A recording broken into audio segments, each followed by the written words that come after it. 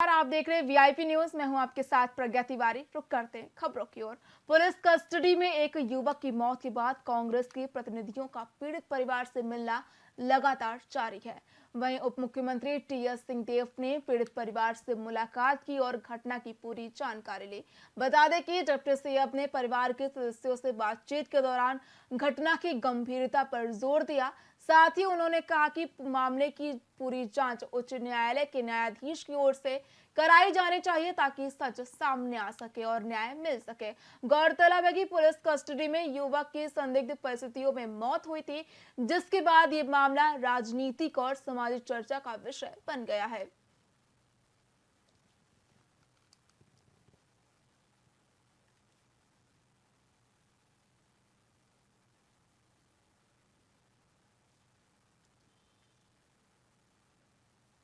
कि और बातें हैं इनकी तरफ से कि जो चले गए आज वो नहीं है। पहला न्याय कि जो दोषी हैं उनको दंड मिलना चाहिए, उचित दंड मिलना चाहिए। दूसरा पहलू, मानवीय पहलू जो होता है कि ये परिवार के कमाने वाले व्यक्ति थे। 8, 10, 15 साल से एनएचएम के माध्यम से ये सेवा दे रहे थे और कैसी कठिन परिस्थितियां होती है एनएचएम में सेवा की मैं जानता हूं। मैं इस विभाग से मंत्री के रूप में जुड़ा रहा था, इनके परेशानियों को मैं सुनता रहा था और घर में रोटी लाने व्यक्ति की इन परिस्थितियों में अगर मृत्यु होती है, पुलिस हिरासत में क्या हुआ क्या नहीं हुआ वो अपनी जगह जांच का विषय है। इसमें किसी प्रकार के आगे जांच की आवश्यकता नहीं है कि वो पुलिस हिरासत में थे। ये सबूत शुदा प्रूव किया हुआ मामला है, इसके समस्त साक्ष्य सबके सामने है, तो उसके लिए कहीं आपको रुकने की कोई जांच की आवश्यकता नहीं है। वो तत्काल ये अटैचमेंट कर देना, लाइन अटैच कर देना, ये कार्रवाई नहीं होती। कि और बातें हैं इनकी तरफ से कि जो चले गए आज वो नहीं है। पहला न्याय कि जो दोषी हैं उनको दंड मिलना चाहिए, उचित दंड मिलना चाहिए। दूसरा पहलू, मानवीय पहलू जो होता है।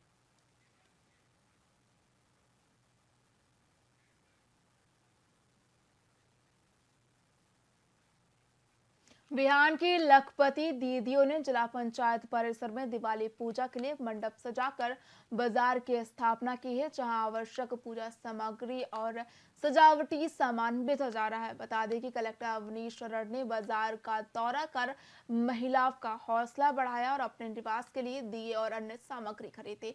इसी के साथ कलेक्टर ने महिलाओं से उनके उत्पादों और मार्केटिंग के बारे में जानकारी ली, साथ ही सभी स्टॉल का भ्रमण किया। इस दौरान अन्य अधिकारियों ने भी सामग्री खरीदी, जिससे महिला समूहों को हजारों रुपए की आमदनी हुई है। बता दें कि ये बाजार 29 अक्टूबर तक खुला रहेगा, जहां किफायती दर पर गुणवत्ता वाली सामग्री उपलब्ध है।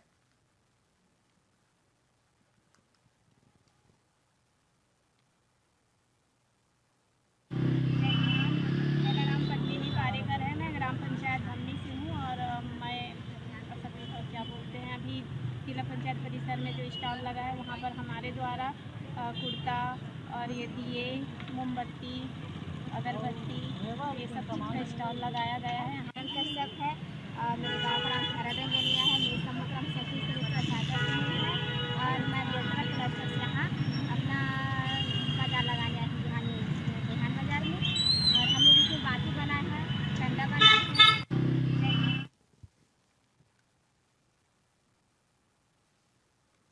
लोरमी विकास खंड में कौशल विकास पखवाड़े का आयोजन किया गया, जिसमें प्रदेश के उप मुख्यमंत्री अरुण साव मुख्य अतिथि के रूप में शामिल हुए।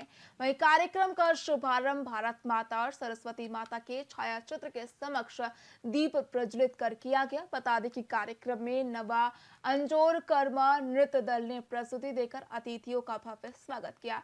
वहीं उप मुख्यमंत्री अरुण साव ने अपने संबोधन में कहा कि मुख्यमंत्री विष्णुदेव साय के नेतृत्व में राज्य में तेजी से विकास हो रहा है और प्रधानमंत्री नरेंद्र मोदी की सभी गारंटियों को पूरा किया जा रहा है। इस अवसर पर उन्होंने कई निर्माण कार्यों की सौगातें भी दी हैं, जिसमें 5 लाख रुपए की लागत से घाना घाट सीसी रोड सहित कई निर्माण कार्य शामिल हैं। इसके साथ ही उन्होंने दीपावली के शुभ अवसर पर सभी को बधाई और शुभकामनाएं भी दी। डोंगरी में उच्च स्तरीय बोल के निर्माण के लिए भूमि पूजन किया है। इस पुल के निर्मित हो जाने से आसपास के 15 गांव के 15,000 से अधिक लोगों को बहुत बड़ी सुविधा होने वाली है। वर्षों से ये बहुप्रतीक्षित मांग थी जो अब विष्णुदेव साय जी के सरकार में पूरी हो रही है। आज कौशल विकास प्रशिक्षण शिविर का भी आयोजन हुआ है। अलग अलग प्रकार के स्टॉल यहाँ पर लगे हैं, जिसमें आयुष्मान भारत का कार्ड बन रहा है, श्रम कार्ड बन रहा है, विभिन्न हितग्राही मूलक योजनाओं का प्रमाण पत्र और किट भी वितरण किया गया है। डोंगरी में सूरजपुर कोतवाली में पदस्थ प्रधान आरक्षक की पत्नी और बेटे की हत्या के मुख्य आरोपी कुलदीप साहू के मकान पर प्रशासन ने बुलडोजर चलाया है। इस कार्रवाई के दौरान बड़ी संख्या में जिला प्रशासन के अधिकारी और पुलिस बल तैनात थे। प्रशासन ने आरोपी के मकान को जमींदोज कर दिया, जिसके बाद स्थानीय समुदाय में बढ़ते आक्रोश को देखते हुए एक साथ 3 मकानों को ध्वस्त किया गया। बता दें कि ये कार्रवाई लगभग 12 दिन पहले नगर पालिका की ओर से आरोपी के घर पर नोटिस देने के बाद की गई।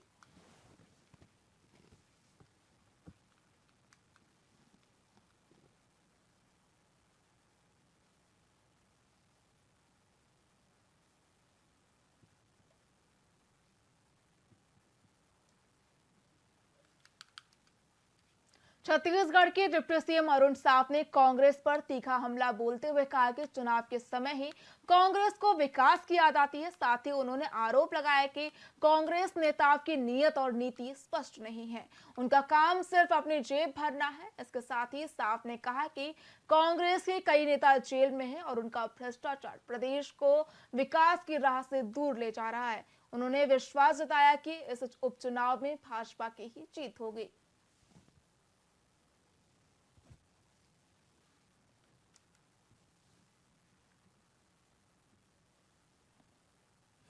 देखिए, मैंने कहा कि कांग्रेस पार्टी आज मुद्दा विहीन, नेतृत्वहीन, दिशाहीन हो चुकी है और इसलिए कांग्रेस पार्टी को हर विषय पर नुक्ताचीनी करने की आदत बनी हुई है। हमारी सरकार नरेंद्र मोदी जी के नेतृत्व में, राज्य में विष्णुदेव साय जी के नेतृत्व में जनता के हितों के लिए काम कर रही है। देखिए, मैंने कहा कि कांग्रेस पार्टी आज मुद्दा विहीन, नेतृत्वहीन, दिशाहीन हो चुकी है और इसलिए कांग्रेस पार्टी को हर विषय पर नुक्ताचीनी करने की आदत बनी हुई है। हमारी सरकार नरेंद्र मोदी जी के नेतृत्व में, राज्य में विष्णुदेव साय जी के नेतृत्व में जनता के हितों के लिए काम कर रही है।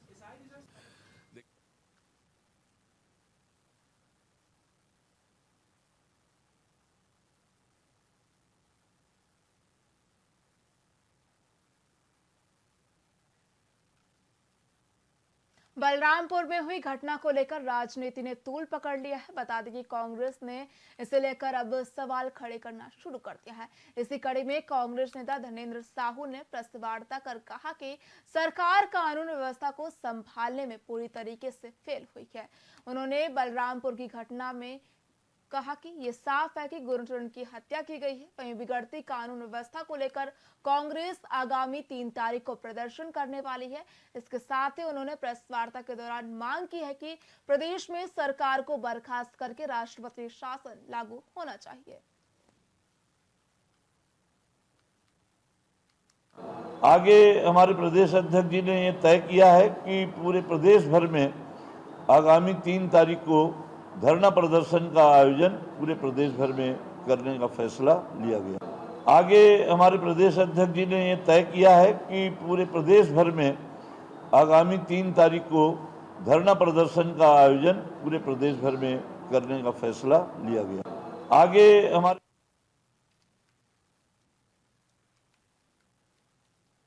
दुर्ग पुलिस ने चोरी और डकैती के मामलों में बड़ी सफलता हासिल की है। बता दें कि पुलिस ने रसमड़ा डकैती कांड में शामिल एक आरोपी को गिरफ्तार किया है, जो इंदौर में पहचान बदलकर छिपा था। वहीं गिरफ्तारी के दौरान आरोपी के पास से 50 लाख रुपए का सोना चांदी और तौलाने के उपकरण बरामद किए हैं। बताया जा रहा है कि इस कार्रवाई में क्राइम ब्रांच और अंजोरा थाने की टीम ने 130 दिन बाद सफलता पाई है। कपिल को पकड़ने के प्रयास के क्रम में कपिल का जो सेकेंड मैन था, वो मेन आदमी था, उसकी जानकारी लगी।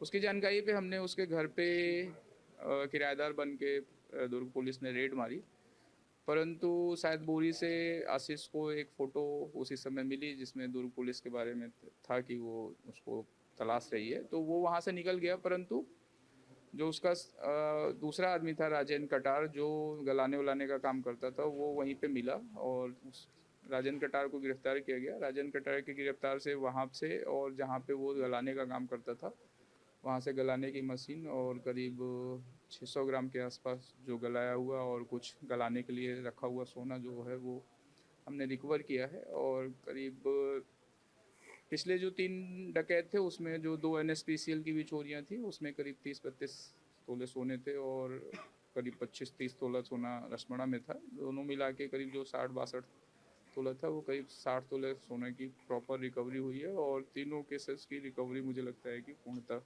आज पूरी हुई है। कपिल एसडीएम मैनपुर पंकज डाहेरी के नेतृत्व में मैनपुर ब्लॉक के केकराचोर ग्राम में छापामार कार्रवाई करते हुए 420 बोरे धान जब्त किया गया है। ये धान अवैध रूप से उड़ीसा से लाया गया था। वहीं 4 दिन पहले दुर्बागुड़ी में 120 बोरे धान पकड़ी गई थी, जिसे चावल में तब्दील किया जा रहा था। साथ ही वर्तमान में गुमरा पदर के मझीपारा में भी छापेमारी जारी है, जिससे अवैध धान की बिक्री को रोका जा रहा है।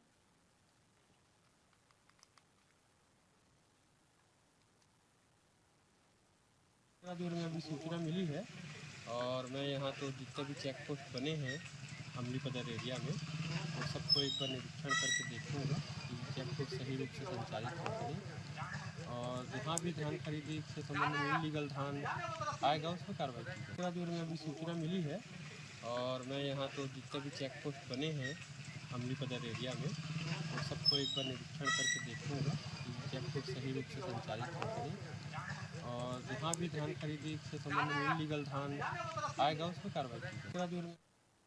भाजपा नेता ने पत्रकार वार्ता में कांग्रेस पर तीखा हमला बोला। उन्होंने आरोप लगाते हुए कहा कि पिछले 15 सालों में कांग्रेस ने रायपुर में विकास के लिए कुछ नहीं किया।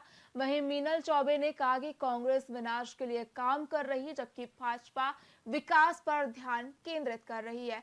इस दौरान सुभाष तिवारी ने कांग्रेस पर जातिवाद और धर्म का कार्ड खेलने का आरोप लगाते हुए कहा कि उनके पास कोई विकास विजन नहीं है। इसके साथ ही भाजपा ने अपने प्रत्याशी सुनील सोनी के महापौर कार्यकाल के विकास कार्यों का उल्लेख करते हुए कहा कि आगामी उपचुनाव में कांग्रेस की ओछी राजनीति सफल नहीं होगी। पिछले 15 वर्षों से आप लोग भी शहर को देख रहे हैं, शहर के साक्षी हैं और मैं स्वयं भी शहरी सरकार में मतलब नगर निगम में मैं राजनीति कर रही हूँ और 15 साल से मैं भी नगर निगम में एक जनता की प्रतिनिधि बनी हुई हूँ।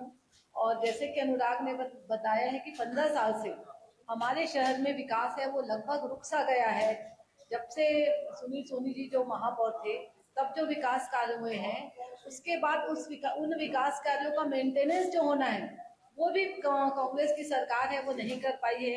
लगातार 3 महापौर शहर की जनता ने दिए हैं, वो तीनों महापौर कांग्रेस के थे। अभी 2018 में जब कांग्रेस के महापौर एजाज ढेबर बनते हैं, भूपेश बघेल कांग्रेस के मुख्यमंत्री बनते हैं, नगर निगम से लेकर राज्य में इनकी सरकार रहती है और 767 करोड़ रुपए स्मार्ट सिटी का पैसा इनको मिलता है, जिसमें राज्य सरकार और नगर निगम मिलकर रायपुर शहर के इतिहास को गढ़ सकते थे, रायपुर शहर के विकास को आगे बढ़ा सकते थे।